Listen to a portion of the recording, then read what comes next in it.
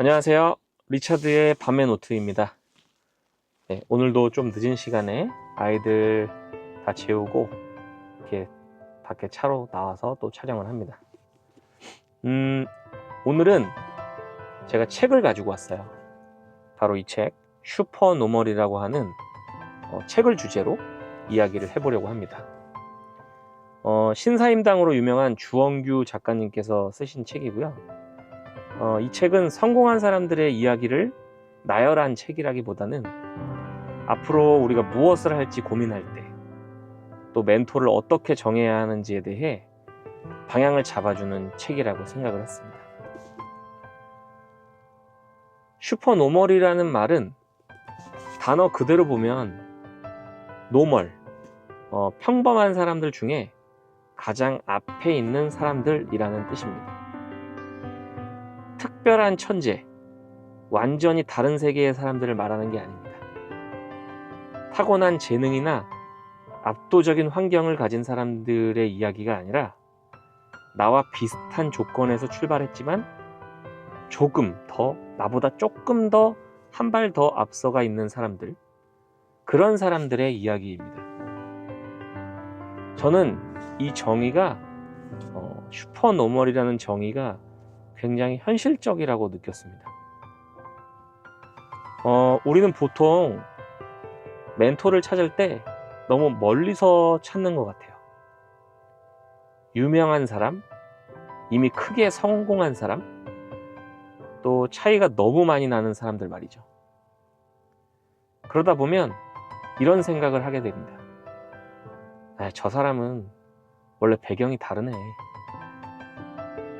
저 사람은 재능이 있으니까 가능했겠지. 난 애초에 저 위치에 못 가. 처음엔 꿈을 갖는 것 같지만 결국에는 포기하기 위한 이유를 만들게 됩니다. 너무 멀리 있는 멘토들을 멘토 삼았기 때문이죠.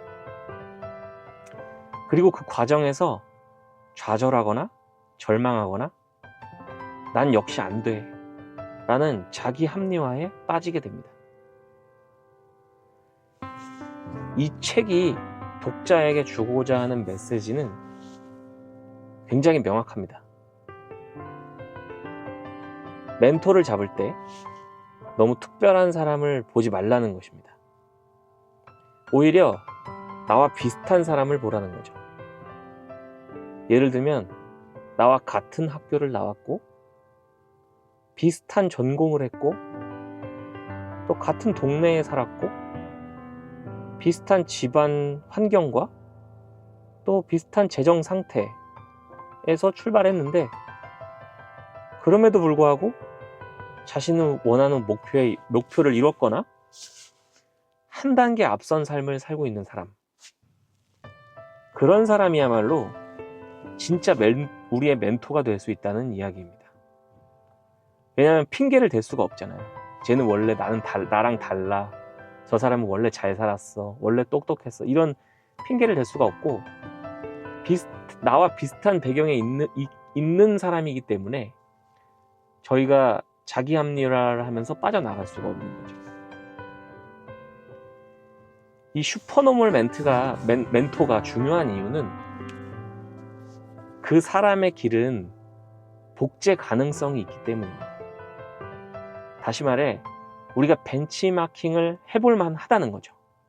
저 사람을 따라 해서 저 정도까지 위치는 못 가더라도 비슷하게까지는 갈 수 있을 것 같다. 그런 생각이 들기 때문이죠. 예를 들면 저 사람은 저래서 됐어가 아니라 저 사람도 저 환경에서 저 정도까지 갔구나. 이런 생각은 희망을 유지시켜줍니다. 그리고 그 희망은 행동으로 이어질 확률을 높여줍니다. 왜냐면 쟤도 했는데 나도 할 수 있지 않을까? 이런 생각들 때문이죠. 그리고 너무 먼 사람들을 보면, 너무 멀리 있는 사람들을 보면 동기부여가 잠깐은 생기지만 결국엔 좌절로 끝나는 경우가 많습니다. 하지만 슈퍼노멀은 나도 해볼 수 있겠다 라는 현실적인 기준을 만들어줍니다. 저는 보통 책을 읽을 때 앞쪽 빈 페이지에 책을 읽으면서 저한테 울림을 줬던 문장들을 페이지 번호와 함께 적어두는 편인데요. 이 책에서도 몇 문장을 그렇게 적어두었고, 그 문장들을 읽으면서 내가 어떤 사람을 멘토로 삼고 가고 있는지를 다시 생각하게 됐습니다. 오늘은 그 문장 몇 개를 직접 읽어보면서 좀 마무리를 해볼게요. 이렇게 지금 보면 그 필사를 좀 하죠. 몇 개만 읽어보면 85페이지에 있는 문장이에요. 나와 비슷한 조건에서 내가 지속할 수 있는 정도의 요소를 투입을 하면서 뜻밖의 거둔 압도적 성과. 그런 문장을 읽었었고,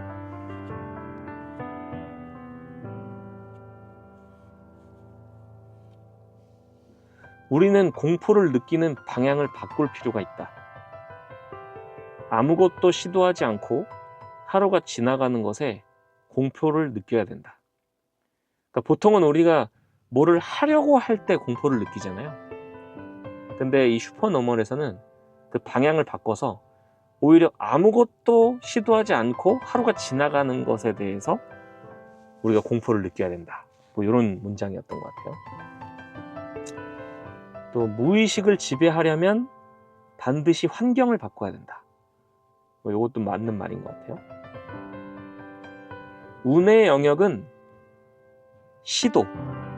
시도의 빈도수를 늘리는 것이고, 실력의 영역은 학습의 시간이 중요합니다. 내 제품이 필요한 고객이나 사람을 최대한 많이 발견해내는 것, 뭐 그런 것도 슈퍼노멀이 되기 위한 하나의 조건이겠죠.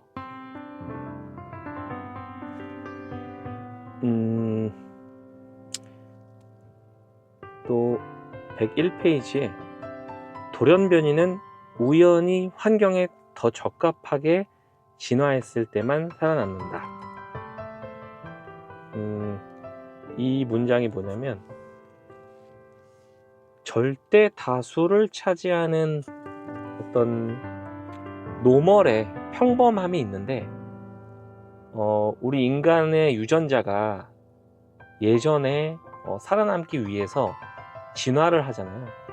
근데 그 진화를 할 때 돌연변이가 발생되는데, 그 절대 다수보다 월등히 높은 형태로 진화를 하는 게 아니라 우연히 환경에 조금 더 적합하게 적응이 되면 그 돌연변이는 살아남게 되는 거고, 나머지는 환경이 바뀌면서 그거에 적응을 못해서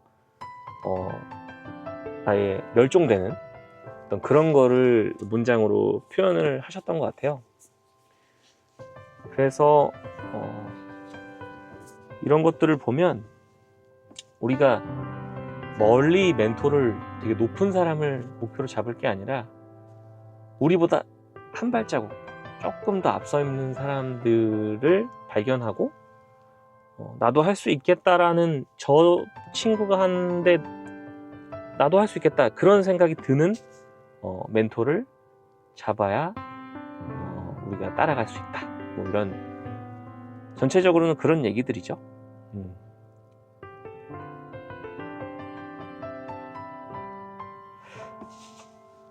그래서 오늘은 슈퍼노멀이라는 이 책을 통해서 멘토에 대한 이야기를 해봤습니다.